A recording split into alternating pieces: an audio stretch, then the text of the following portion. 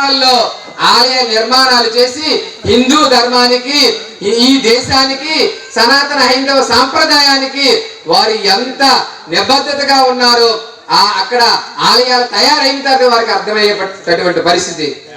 ఇంతటి పరిస్థితిలో ఇక్కడ మనకి సత్సంగం అంటే అంత అవగాహన ఉండకపోవచ్చు, ధర్మం అంటే అంత అవగాహన ఉండకపోవచ్చు, దేశం అంటే అంత అవగాహన ఉండకపోవచ్చు. యువతలో ఉంది, కానీ గ్రామంలో ఉండే వాళ్ళందరిలో అది తెలుసు అనుకుంటున్నాం, కానీ చాలా వరకు తెలియనటువంటి పరిస్థితి. ఈ స్థితిలో స్వామీజీ వారిని మనం పిలవడం, మనం మన ధర్మాన్ని, మన దేశం కోసం, మన ధర్మం కోసం మనం ముందుకు వెళ్ళడం అనేది చాలా ఆనందకరమైనటువంటి విషయం. దేశం కోసం, ధర్మం కోసం త్యాగము చేసి, త్యాగానికి చిహ్నమే కాషాయం, త్యాగానికి చిహ్నమే కాషాయం. అటువంటి కాషాయాన్ని ధరించేటటువంటి స్వామీజీ వారు ఆంధ్రప్రదేశ్ సాధు పరిషత్ అధ్యక్షులు. వారు మన కార్యక్రమానికి విచ్చేసి ఉన్నారు కాబట్టి, మన కోసం వచ్చినారు కాబట్టి, గ్రామంలో ఉండే ప్రతి ఒక్కరు కూడా హిందువులు, క్రైస్తవులు అనే తేడా లేకుండా ప్రతి ఒక్కరు కూడా కార్యక్రమానికి రావాల్సిందిగా మిక్కిలి వినయపూర్వకంగా ప్రార్థన చేసుకుంటూ స్వామీజీ వారికి అందజేస్తూ ఉన్నాం. జై శ్రీరామ్. నిజమైన జీవితం ఆ అమ్మగారు వచ్చింది, ఆ మహాతల్లి, మహాభక్తురాలు, ఈ శైలాడ గ్రామం నుండి వచ్చింది. ఆమె జీవితాంతము కూడా అందరికీ మంచి చేసింది. ఈయన జీవితాంతము కూడా మంచి చేశాడు, మంచి కార్యాలు చేశాడు, అందరి యోగక్షేమాలు కోరాడు, అందరినీ ప్రేమించాడు. కష్టాల్లో ఉంటే తనకు తోచిన సహాయం చేసేవాడు, అందరినీ ఆదుకున్నాడు, వాదార్చాడు. ఇలాంటి మహానుభావుడు, గొప్ప ఉత్తముడైన ఈ అమ్మ ఉత్తమురాలు, వీళ్ళని గౌరవించండి అని భగవంతుడు మనల్ని మెచ్చుకునేటట్టుగా జీవిస్తే నీ జీవితం ధన్యమవుతుంది. అంతేగాని సంపాదించేశాను, కోట్ల రూపాయలు సంపాదించాను, మా బిడ్డలకి ఇచ్చేసాను, మా ఆవిడికి ఇచ్చేసాను, ముసలైపోయాను, చచ్చిపోయాను, ఏముంటుంది అందులో గొప్పతనం? What is the use? ఏమి ఉపయోగం అందులో ఉన్నది? ఆహార నిద్ర ఏం గొప్పతనమా నీ జీవితం? ఆయన పెద్ద కోటీశ్వరుడి, పెద్ద కోట్లాధిపతి అండి, ఆయన అంత చేశాడండి, ఎంత చేశాడండి అని పెద్దగా గొప్ప చెప్పుకుంటావయ్యా. సమాజానికి ఆయన ఏం చేస్తే అది చెప్పవయ్యా. తన కుటుంబానికి, తన ఇంటికి, తన బిడ్డలకి, తన బంధువులకి ఎవడైనా పెడతాడు ఏదైనా. సమాజానికి ఏం చేశావు? స్వామి వివేకానందులు అంటారు, him I called a Mahatma whose heart is bleeds for the poor and sick. ఒక ఆయన నాకు మహాత్ముడు, ఒక ఆయన నాకు దేవుడు, దేవుడిగా నేను పూజిస్తానంటున్నారు స్వామి వివేకానందుల వారు. ఎవరండి దేవుడు? ఎవరి హృదయం అయితే, ఎవరి మనస్సు అయితే కష్టాల్లో ఉండేవాడిని చూసి, బాధల్లో ఉండేవాడిని చూసి, దరిద్రంలో ఉండేవాడిని చూసి, ఇబ్బందుల్లో ఉండేవాడిని చూసి ఎవడ మనసు అయితే కరిగిపోతుందో, తన దగ్గర ఉండేది దానం ఇచ్చేస్తాడో ఆయన నాకు మహాత్ముడు అన్నాడు ఆయన. జై Sriram. Living for self is death, but living for others is divine. నీకోసం నువ్వు బ్రతకడం అది చావుతో సమానమయ్యా. ఈ సృష్టిలో 84 లక్షల జీవరాశులు, పక్షులు కొన్ని లక్షల రకాలు, చీమలు కొన్ని లక్షల రకాలు, చెట్లు కొన్ని లక్షల రకాలు, పురుగులు, క్రిమికీటకాలు, పశుపక్షాదులు, ఎన్ని జీవులు ఉన్నాయో కొన్ని లక్షల కోట్ల రకాలు. అటువంటి 84 లక్షల రకాల జీవరాశులలో ఈ మానవ జన్మ గొప్పది. మానవ జన్మ మహిమాన్వితమైనది, దేదీప్యమానమైనది, దివ్యమైనది, అమోఘమైనది అని ఋషులు, యోగులు, చాగులు ఈ మానవ జన్మని దేవతలు కూడా వాంఛతి జన్మ మానుష్యం భువి దేవై శతక్రతు, దేవతలు కూడా ఈ మానవ జన్మని కోరుతారంట. మానవ జన్మ మాకు కావాలి, మానవ జన్మ వస్తే మేము కేవలముగా 3వ లోకంలో ఉంటున్నాం. భూలోకము, భువర్లోకము, సువర్లోకము.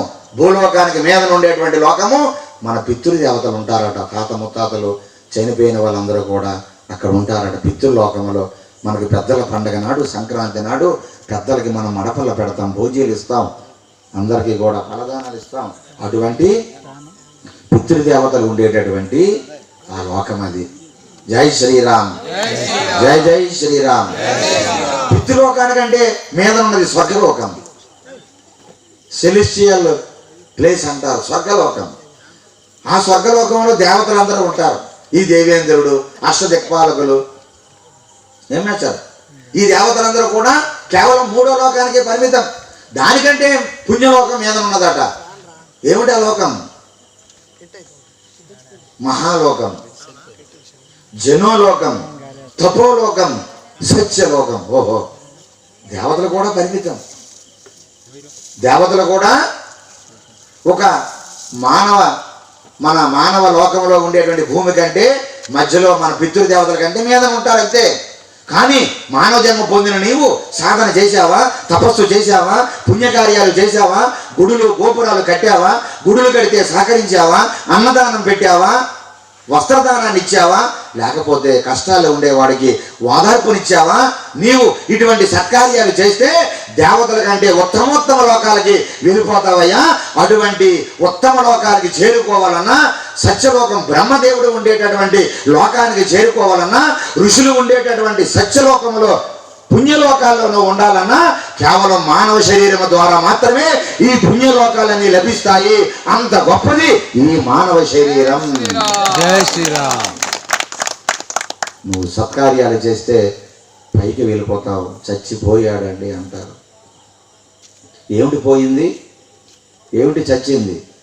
ఈ పంచభూతాలతో తయారైన ఈ శరీరం చచ్చింది. అందుకే మన పెద్దలు దాన సంస్కారాలు చేస్తున్నారు.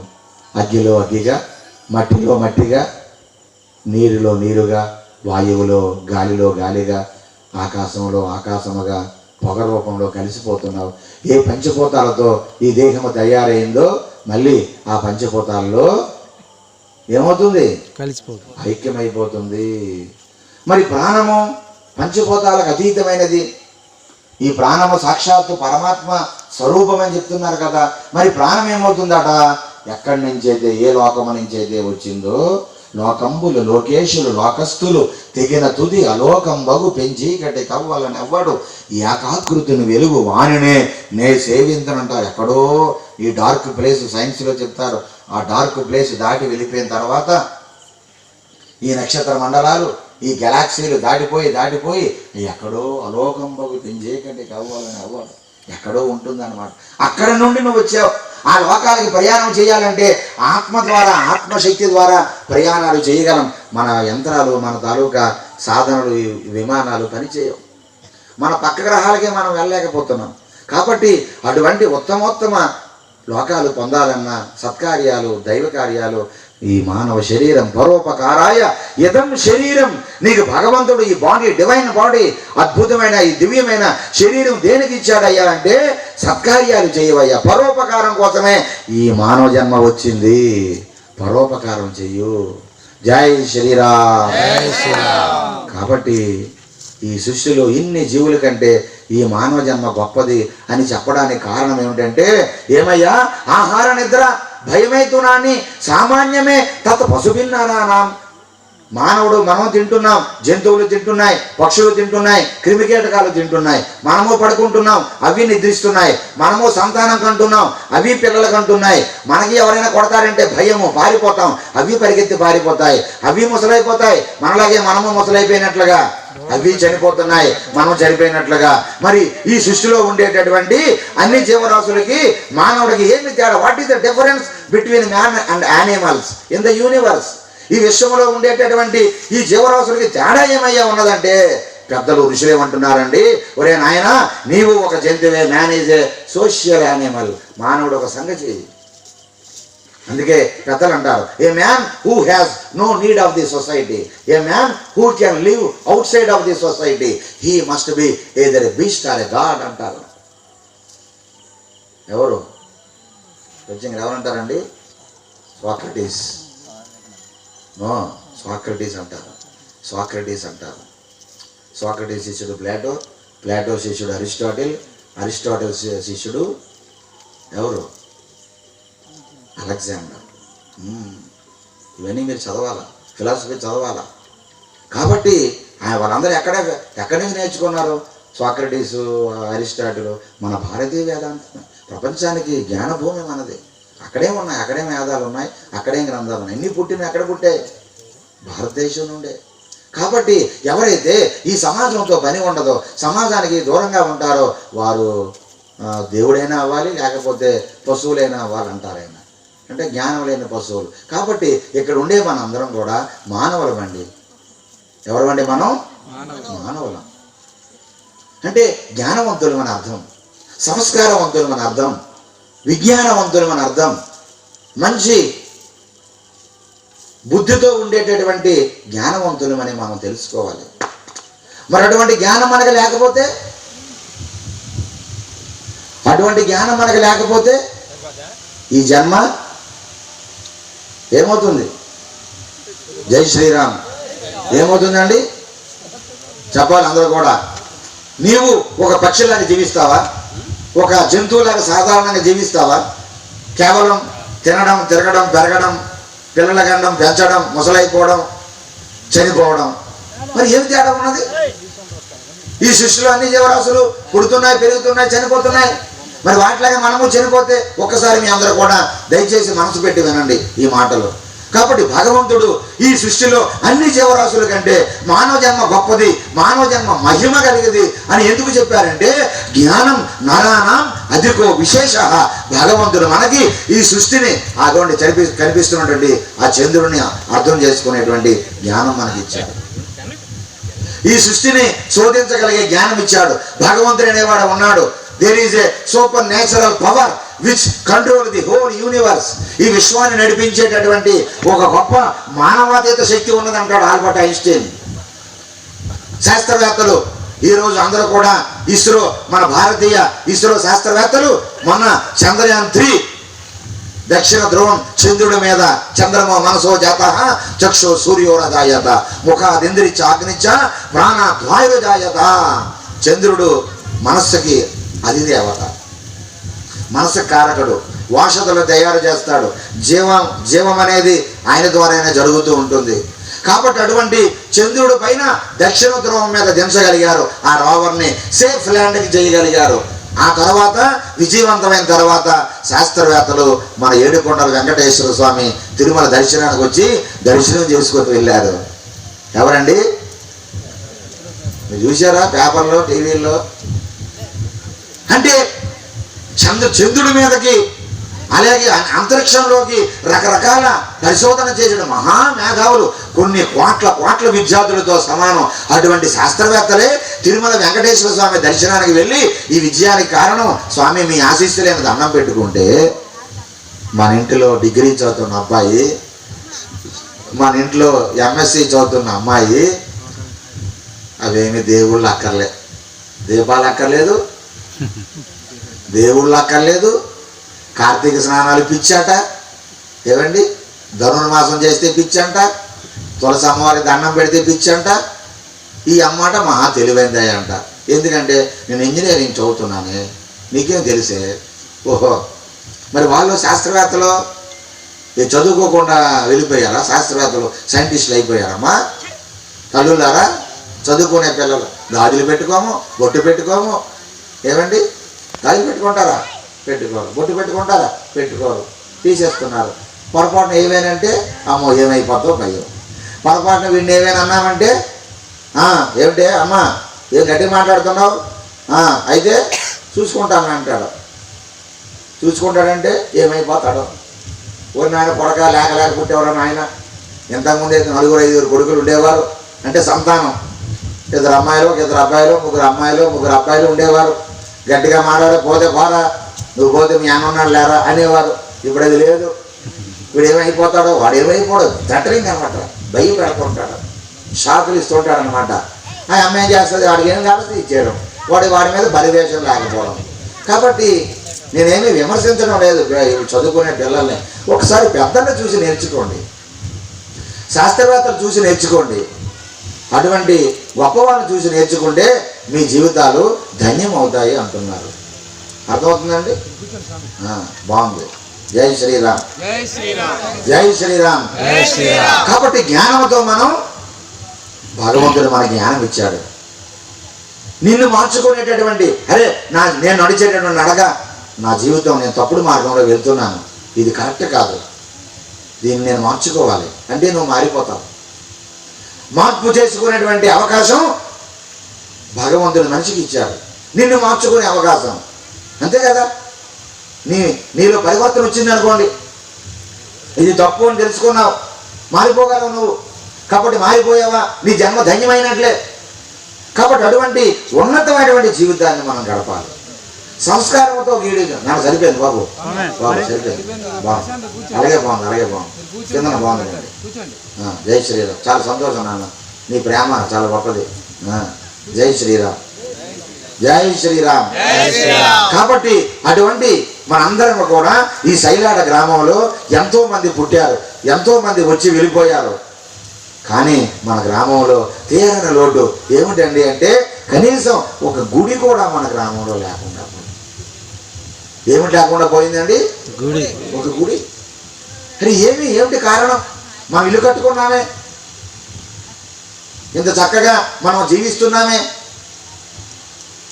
ఇవన్నీ ఈ ఇల్లు మనకు ఎవరిచ్చారు? ఆ భార్యను ఎవరిచ్చారు? ఆ బిడ్డలు ఎవరిచ్చారు? ఈ ఇల్లు, వాకలి, తినడానికి తిండి, పంచపక్ష పరమాన్నాలు, మెడ నిండా బంగారం, ఇంటిలో డబ్బులు, బయట వాహనాలు, వెహికల్స్, బైకులు, కారులు, లేకపోతే మరొకటి ఇవన్నీ ఎలా వచ్చాయి? ఏమో పుట్టినప్పుడు ఏమైనా పట్టుకొని వచ్చావా? పుట్టినప్పుడు ఏమైనా తీసుకొని వచ్చావా? ఇవన్నీ నీకు ఎవరు ఇచ్చారు మధ్యలో అంటే? ఎవరిచ్చారు అంటే ఒక్కసారి డాబా మీద వెళ్ళిపోయి చక్కగా మంచం మీద చాప మీద పడుకొని ఎవరు నాకు ఇస్తున్నారు ఇవన్నీ అంటే నీకు మొత్తం క్లారిటీ వస్తుంది. ఆ పరమేశ్వరుడే నీకు ఇస్తున్నాడు. జై శ్రీరామ్. ఎవరు ఇస్తున్నారు? పరమేశ్వరుడు. పరమేశ్వరుడే.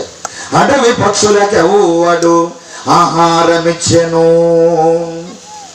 మృగజాతికి ఎవడు మేత పెట్టి, వనచరాదులకు భోజనవ్వడిప్పించే, చెట్లుకెవ్వడు నీరు సేది పోసే, తల్లి గర్భమునందు శిశువునెవ్వడు పోషించే, ఫనులకెవ్వడు సంగె బొరుగ విషము, జీవకోట్లను పాలింపనీవే గాని వేరొకండు లేడు వెదికి చూడా, భూషణ వికాస శ్రీధర్మపుర నివాస, దుష్ట సంహార నరసింహ దురిత దూరా. అడవి పక్షులకు ఆహారం ఎవరు పెడుతున్నారు? మృగజాతికి మేత ఎవరు పెడుతున్నారు? మనమే పెడుతున్నాం. ఈ కొండలలో అనేక రకాల నుండి ఎన్నో జీవులు ఉంటున్నాయి, వాటికి ఎవరు భోజనం పెడుతున్నారు? చెట్లకి నీరు మనం పోస్తున్నామా? అవి బ్రతకడం లేదా? తల్లి గర్భంలో 9 నెలలు ఎవరు పెట్టారు అన్నం? ఆ తల్లి రోజు గరిటితో ఒరే నాయన కుమార బిడ్డ పాప తినే అంటుందా?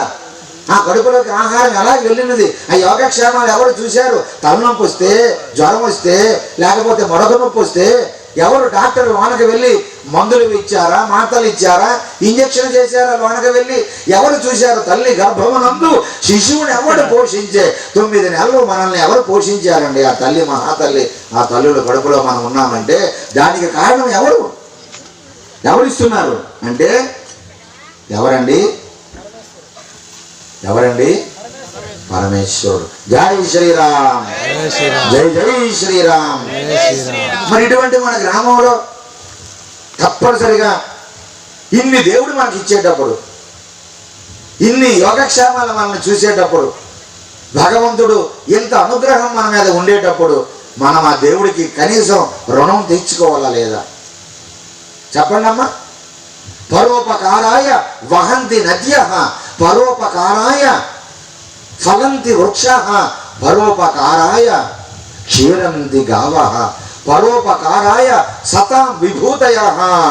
వేదములు చెప్తూ ఉన్నాయి, శాస్త్రాలు ఘోషిస్తూ ఉన్నాయి. నదుల్లో నీరు ఎవరి కోసం ప్రవహిస్తున్నది అంటే ఏ నదైనా తన నీరు తాను తాగేస్తుందా స్వామి? తాగదే. ఒకవేళ తాగేస్తే ఒక పొట్టైనా మిగులుతుందా? నది తన నీరు తాను తాగేస్తే, ఆవు గోవులు తన పాలు తాను తాగేస్తే మనకి పాలైనా ఉంటాయా? చెట్లు తమ పళ్ళు తాము మింగేస్తే, కాయలు తాము తినేస్తే మనకేమైనా తొక్కలైనా దొరుకుతాయా? మరి చెట్లు పళ్ళు ఎవరి కోసం చెప్పాలి, తెలీదా? నోరు లేనట్టుగా అంటున్నారు అందరూ కూడా. ఎవరి కోసం అండి? నదుల్లో నీరు ఎవరి కోసం? మన కోసం. ఆవులు పాలు ఎవరి కోసం ఇస్తున్నాయి? మన కోసం. పరోపకారాయ క్షీరంతి గావః, ఆవులు పాలు క్షీరములు మన కోసం ఇస్తున్నాయి. పరోపకారాయ సతం విభూతయః, పంచభూతాలు. వర్షం ఎవరి కోసం పడుతూ ఉన్నది? ఆ పడే వర్షం ఆ గంగమ్మ హరే తెల్లవారి ఉదయం నుండి సాయంత్రం వరకు తుఫాను పెడితే 3 రోజులు 4 రోజులు ఇంత వర్షం పడింది. ఆ వర్షం లేకపోతే ఒక 2 గంటలు పెద్ద వర్షం పడింది. ఎందుకు ఆ బాధ? 2 గంటలు పడి మనల్ని ఇబ్బంది పెట్టే బదులు ఆ వర్షం ఏదో ఒకే పర్యాయము దబ్బేలుమని పడిపోతే, మన సైలాడ మన చుట్టుపక్కల గ్రామాల్లో పడిపోతే ఏమవుతుంది నాన్న? ఏమవుతుంది? ఎంత కురిసిన వర్షం అంతా పడిపోతే ఏమవుతుంది? పెట్టినాను పెట్టాను. ఏమవుతుందమ్మా? మన డాబాలు ఏమవుతుంది చూడండి. ఆ గంగమ్మ ఎంత గంగమ్మ తల్లిని వాగర్ధ వివసమృప్తవు వాగర్ధ ప్రతిపత్తయే జగత పితరవు వందే పార్వతి పరమేశ్వరవు. అటువంటి ఆ పరమేశ్వరుడు తాలూకా వందే సూర్య శశాంక వగ్నినయనం వందే ముకుంద ప్రియం వందే భక్త జనాశ్రయం చ వరదం వందే శివం శంకరం. ఆ పార్వతీనాథుడు, ఆ బోలా శంకరుడు, ఆ గరళ కంఠుడు, నీలకంఠుడు, ఆ మహానుభావుడు అభిషేక ప్రియుడు, ఆ పరమేశ్వరుడుగా శిరస్సు మీద ఉండే గంగమ్మ ఒకేసారి దుమికేస్తే ఈ భూమి మొత్తం నాశనం అయిపోతుంది. అటువంటి గంగమ్మని ఆ పరమేశ్వరుడు మధ్యలో జల్లెడతో జల్లించినట్లుగా చినుకు చినుకు చినుకు ఇస్తున్నాడే తప్ప. చూడండి వర్షం ఎలా పడుతుందండి అమ్మా, ఎలా పడుతుంది? ఇలా వచ్చేయండి రండి. నిలబడి ఉండేవారు కుర్చీలు ఇక్కడ ఉన్నాయి, కూర్చోమన్నాను అందరినీ కూడా. ఇది కూర్చోండి ఏమో పంపించినాను. చూసారా జల్లెడితో ఎవరు జల్లిస్తున్నారు?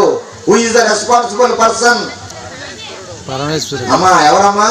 పరమేశ్వరుడు. మన గంగమ్మ నీరు ఒక్కసారి పడిపోవచ్చు కదా.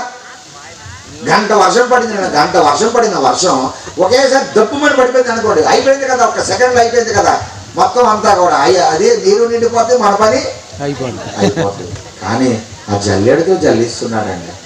చూడండి మన మీద ఎంతంత చినుకు పడిపోతే ఏమైపోతామని చెప్పి. ఆహా ఎంతటి దయామయుడు. నాన్న ఉంచండి, ఇప్పుడేం అవసరం లేదు, ఉంచండి. కాకట్లేదు పోతుంది మనసు, వాటి మీద వెళ్ళిపోతాను అనమాట. జై శ్రీరామ్, జై జై శ్రీరామ్. కాబట్టి పంచభూతాలు, అగ్ని ఎవరి కోసం మండుతుంది, భూమి ఎవరి కోసం సమస్తమైన పంటలు ఇస్తూ ఉన్నది. ఈ పంచభూతాలు పరోపకారాయ సతాం విభూతయ. పంచభూతాలు కూడా మన కోసం 24 గంటలు కూడా పనిచేస్తున్నాయి. సూర్యనారాయణ స్వామి చూడండి, ఒక్కరోజు కూడా ఆయన విశ్రాంతి లేదు, ఆయన ప్రకాశిస్తూనే ఉన్నాడు. అలా మరి ఎంత ప్రకాశిస్తున్నాడు, మనకు వెలుతురిస్తున్నాడు. తెల్లవారి ఆయన వెలుతురిస్తేనే మనం బయటికి వెళ్తున్నాం, సాయంత్రం ఆయన నిష్క్రమిస్తే మనం విశ్రాంతి పొందుతున్నాం. అలాంటి సూర్యనారాయణ స్వామి ఎప్పుడైనా ఒరే నా వెలుతురు వాడుకుంటున్నారు, నా వెలుతురింతగా మీరు పొందుతూ ఉన్నారు, నాకు కూడా బిల్లు కట్టండి అని ఎప్పుడైనా కరెంటు బిల్లు కట్టినట్టుగా ఈరోజు మనం కరెంటు బిల్లు కడుతున్నాం. ఒకప్పుడు పెద్దలు అనేవారు వైర్లు పట్టుకుంటే షాక్ కొట్టేసేవని, కానీ ఇప్పుడు బిల్లులు పట్టుకుంటే కరెంటు బిల్లు తీయగానే జికేలు మంది ఓలమ్మో నాయన ఇదేంటారు నాయన.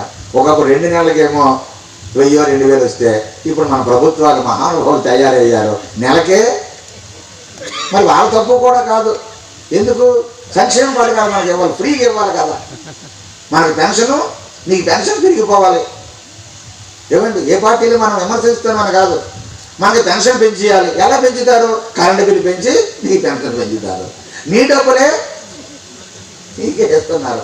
ఒక నక్క ఏం చేస్తుందట, నక్క ఏం చేస్తుందండి, దానికి ఒక దుమ్ము దొరికిందట, ఒక దుమ్ము దొరికింది, అది నోట్లో పెట్టి కురుకుతుందట. కురుకుతుంటే ఆ దుమ్ములో ఏముంటుందండి, అది ఇప్పుడుదో 20-30 సంవత్సరాలు అయిపోయింది ఆ దుమ్ము, దానికి దొరికింది. నక్కకో కుక్కకో అనుకోండి, అది కొరుకుతుంటే దానిలో ఏమీ లేదు, కానీ ఇది కొరుకుతుంది ఏమో ఉంటుందని వెతుకుతుంది. కొరుకుతుంటే అది ఆ దుమ్ము దాని దవడలకి గుచ్చుకొని, ఆ దవడ మీద గుచ్చుకొని రక్తం కారిపోతుందట. అంతే కదా, మరి గుచ్చుకుంటే దుమ్ము రక్తం కారిపోతుంటే, ఆ రక్తం కారిపోతుంటే ఈ కుక్క ఆ రక్తాన్ని ఆగుతుందట, టేస్ట్ చూస్తుందట. ఇది అనుకుంటుందట, అబ్బా ఈ దుమ్ము నుంచి ఎంత రక్తం వస్తుందమ్మా, ఎంత రుచిగా ఉంది అనుకుంటుంది, కానీ తన దవడలో రక్తమే కారిపోతుందని తెలియదు. అలాగే మనము అలాగే తయారయ్యాం. వాళ్ళు ఏదో సంక్షేమ పథకాలు ఉచితాలని చెప్పి మనకి ఇస్తే మనం అప్ప నాకు అకౌంట్లో డబ్బులు పడిపోతున్నాయి అమ్మ. ఎలా పడిపోతున్నాయి? కందిపప్పు ఎంత అయిపోయింది, నూనె ఎంత అయిపోయింది, పప్పులు ఎంత అయిపోయాయి, నిత్యావసర వస్తువులు ఎంత అయిపోయాయి, ఇవన్నీ కూడా అక్కడ రేట్లు పెంచేసి నీ అకౌంట్లో వేస్తే నువ్వేమనుకున్నా నీ నోట్లోంచి కారుతున్న రక్తాన్ని చూసి అబ్బా ఏం టేస్ట్గా ఉందనుకుంటున్నావు. నీ డబ్బులే నీకు పంపిస్తున్నారు, అవునా కాదా చెప్పండి. కాబట్టి ఈ సంక్షేమ పథకాలకి మనం ఎందుకు? ఏ రోజైతే ఉచితాలకి మనం ఆశపడ్డామో, రామరాజ్యం రామరాజ్యం అంటున్నామే, ఇదే రామరాజ్యం చెప్పండి. రామరాజ్యం ఎలా ఉంటుందండి?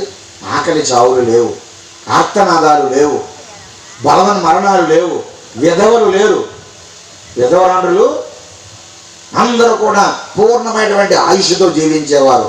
దరిద్రులు లేరు, ముష్టివాళ్ళు లేరు, దొంగలు లేరు. ఎక్కడా కూడా పాడి పంటలతో నెలకు 3 వర్షాలతో సుభిక్షంగా ఉండేది. ఈరోజు మన సమాజం ఉపన్యాసాలు చెప్తారు, రామరాజ్యమే తెస్తాం అంటారు. ఏ రాజ్యం తెస్తున్నారు? ఏ రాజ్యం అండి? చెప్పుకోనక్కర్లేదు. ఆహా, ఏమిటి అప్పుడప్పుడు మాకు బాధ అనిపిస్తుంది. ఎందుకు ఈ ఉపన్యాసాలు తిరగడం మనకి? ఇంకా మనసా, ఇంకా నువ్వు ఉపన్యాసాల మీదకి వెళ్తావా? ఎందుకు ఆ గ్రామాలు తిరుగుతావు? ప్రశాంతంగా ఎవరిని మనం మార్చగలము? ఎవరిని మనం తీర్చిదిద్దగలం? ఈ కలియుగంలో ఎవరికి అర్థమవుతుంది మన బాధ? ఎవరు అర్థం చేసుకుంటారు? మద్యానికి బానిసలు అయిపోతున్నారు. దేనికండి? మద్యానికి బానిసలు అయిపోతున్నారు. బానిసలు చేసి